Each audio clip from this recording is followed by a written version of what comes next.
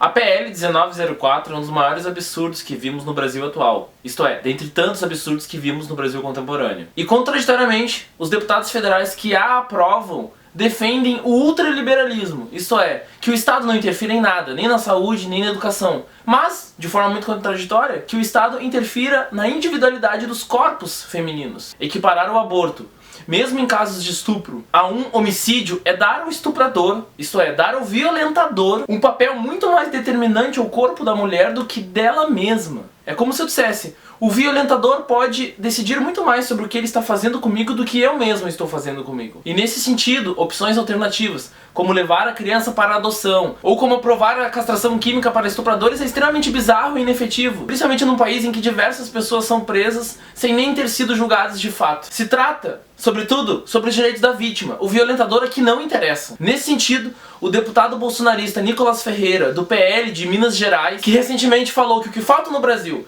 são homens com testosterona, é um dos maiores inimigos das mulheres na reacionária Câmara dos Deputados. Ele diz que a passos largos a esquerda tenta inventar narrativas para aprovar completamente a lei do aborto. Quando o que ele entende por esquerda é justamente o PT, que já no terceiro mandato do Lula não moveu uma palha para aprovar qualquer coisa nesse sentido. Inclusive o próprio Lula se coloca contra a lei do aborto. Ele diz que o que já está, já é bom e necessário. O aborto então precisa ser aprovado sim, porque ele é uma realidade da vida brasileira. E ele tem classe.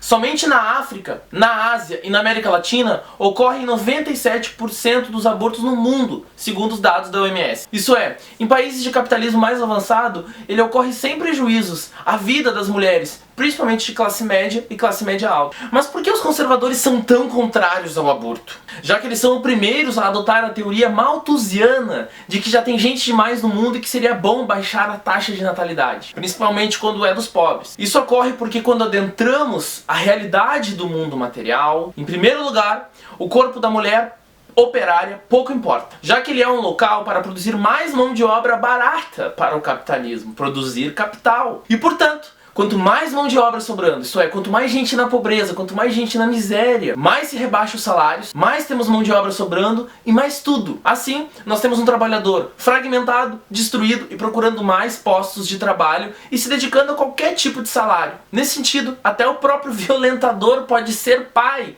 para reacionar a Câmara dos Deputados. E não adianta cairmos no assunto de que apenas quem tem útero pode opinar sobre o caso. Afirmar isso é dar um tiro no pé. Vídeo que falou de novo o deputado Nicolas Ferreira, a Erika Hilton, deputada trans da Câmara. Ele ironizou que somente quem tivesse útero poderia estar falando, ela então não deveria falar sobre aborto. Também é ridículo falar sobre leis, porque elas se contradizem.